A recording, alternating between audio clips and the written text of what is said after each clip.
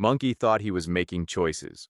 He wasn't. Every morning started the same way. The monkey opened his eyes, reached for his phone, and before his feet touched the floor, his attention belonged to someone else. A notification, a message, a video, a headline, something new, something interesting, something impossible to ignore. Monkey thought this was normal. After all, everyone does it. But there was a problem. Monkey's brain was never designed for this world, because for almost all of human history, information was rare. Finding something new required effort.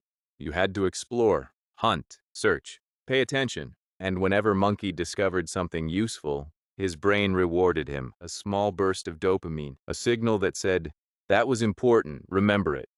This system kept our ancestors alive. But modern life found a loophole. Today, Monkey doesn't have to search for novelty. Novelty searches for Monkey. Every swipe reveals something new. Every refresh brings another surprise. Every notification whispers the same promise. Maybe this one matters. Maybe this one will make you happy. Maybe this one is worth your attention. And that's where the trap begins. Because dopamine isn't really about pleasure. It's about anticipation.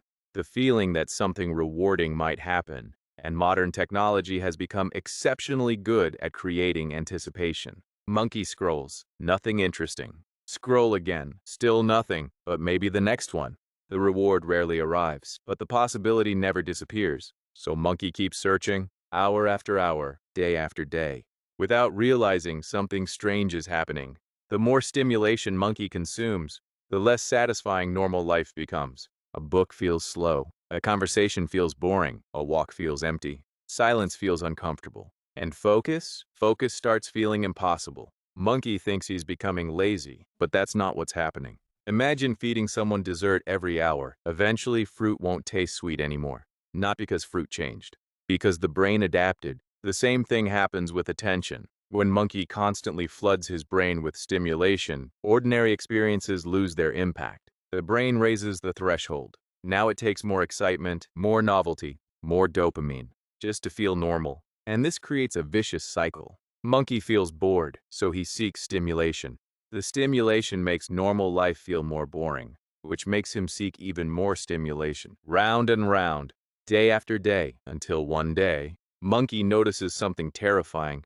He can't sit still anymore. Waiting in line? Phone. 5 seconds of silence? Phone. Feeling anxious? Feeling lonely? Phone. Feeling uncomfortable? Phone. Every emotion becomes an excuse to escape. And eventually, Monkey forgets how to be alone with his own thoughts. This may be the biggest psychological shift of the modern age. Human beings evolved with boredom. Boredom wasn't a bug.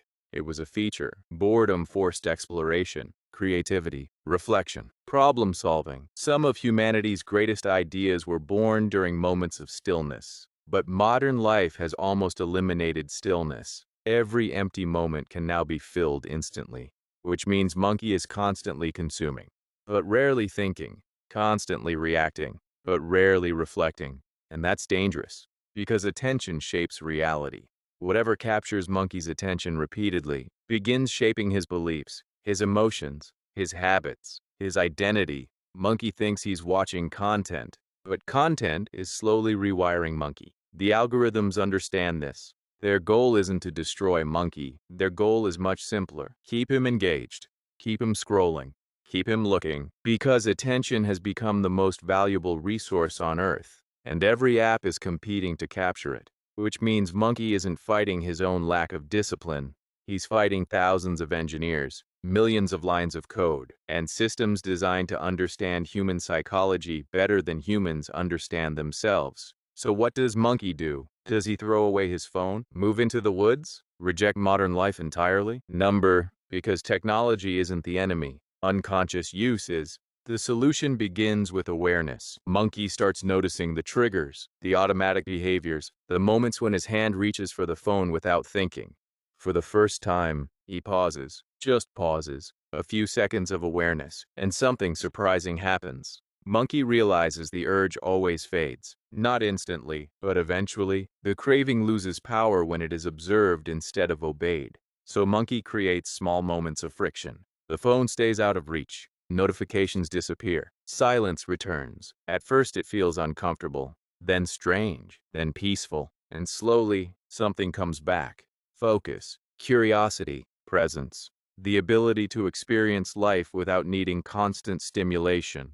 Because the truth is, your brain was never designed for endless notifications, infinite scrolling, 24-hour entertainment, or algorithms competing for your attention. It was designed for a slower world, a quieter world, a human world. And maybe that's why so many people feel exhausted.